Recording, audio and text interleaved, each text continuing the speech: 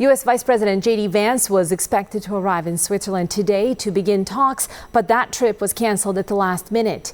The two sides have agreed to a 60-day window to negotiate a permanent agreement over Iran's nuclear program. For more on this, we've reached Ernest Moniz. He is a former U.S. Secretary of Energy and one of the lead negotiators of the 2015 Iran nuclear deal. He's also the CEO of the Energy Futures Initiative Foundation. Ernest, thank you so much for making the time for us. Pleasure.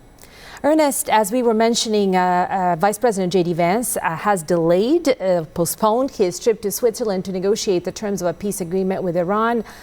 How sturdy do you think this memorandum of understanding between U.S. and Iran is at this point? Well, the MOU, the memorandum of understanding that you referred to, is clearly a bit shaky in the sense that there are many external factors in particular that can come in to derail it. One of them, of course, is that Israel and Hezbollah were not part of the negotiation, and yet some form of peace in Lebanon is essential to the agreement. But there are also many other frailties. For example, the MOU practically has an invitation to some form of compensation to Iran and perhaps Oman for the Strait of Hormuz opening after 60 days. A lot of countries have reacted to that very, very strongly. We'll see what happens. There's the issue of how the $300 billion restoration fund is to be put together. We could go on and on and on. I mean, there are just so many open questions.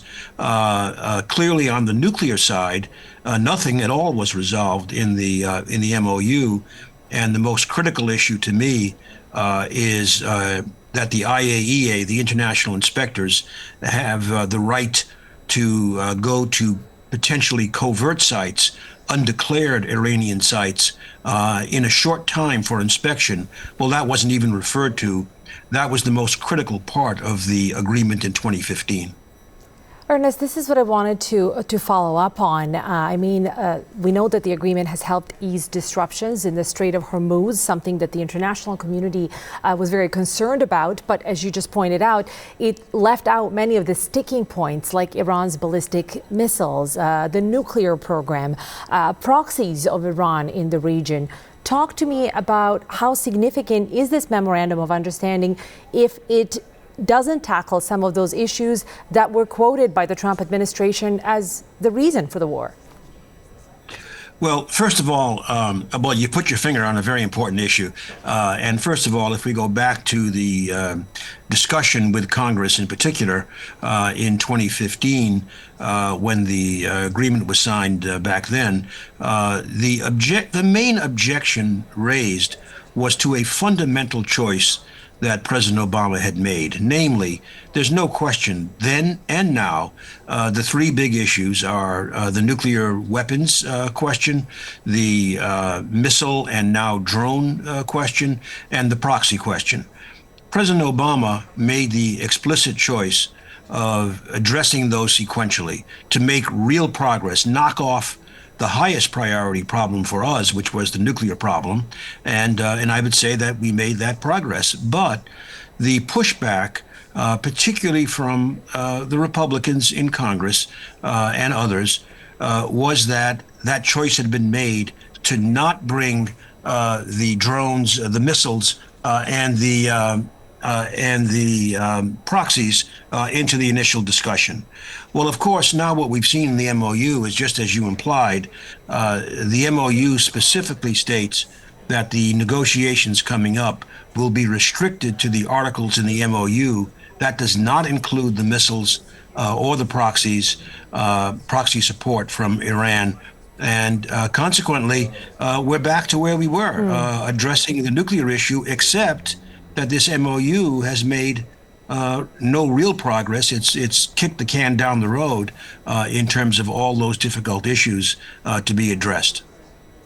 Ernest, As fragile as this MOU is, we've also seen in the last 24 hours a war of words between Donald Trump and the supreme leader of Iran, trading insults, if you will, who was at the point of desperation when they signed this MOU. When you have that as a factor, when you have the fact that J.D. Vance, the vice president, did not make his trip to Geneva, when all of these other things, Donald Trump saying in a social media post that Iran is not going to see even 10 cents of the $300 billion promised to the country, a large incentive for Iran, if you will. How much more damage does this put on an already fragile truce or memorandum of understanding? Well, first of all, I would like to say that I think the delay in the discussions, the cancellation of the vice president's trip, as I understand it, is certainly associated with the renewed hostilities in Lebanon, which may now have been at least temporarily calmed down. But that just exemplifies the point we made earlier, that there are a lot of external parties who have a lot of influence over how this does or does not go forward. Secondly, in terms of the exchange between the leaders of the two countries, first of all, obviously, at the beginning of the 2026 military operation, there was a considerable decapitation of the Iranian leadership. And we'd have to say that today, realistically, it looks as though we are dealing with a somewhat harder line leadership in Iran. And certainly, if anything, the Revolutionary Guard is even more ascendant than it was prior to this. So then we come to the exchange that you referenced. Frankly, it's not at all surprising to me. I think that both sides will do all that they can to spin this MOU as a step forward in their favor. I think the reality is that, well, first of all, that will continue, I'm sure, until hopefully a final agreement is reached. But the reality is, we should not even be considering this MOU as an Iran deal so much as an oil and commodities deal. This was all about opening up the Strait of Hormuz and what the price would be for getting relatively free-flowing shipping traffic there for oil, for LNG, but also for other very important commodities, right, like fertilizer, urea, helium, aluminum, go on and on. The disruption of the global economy and the American and Iranian economies has been quite severe. So this MOU is about getting that under control and kicking the can down the road on most other things. Ernest, unfortunately, this is all the time we have. We could have talked to you for many more minutes, but I really appreciate you sharing your expertise with us. Thank you so much.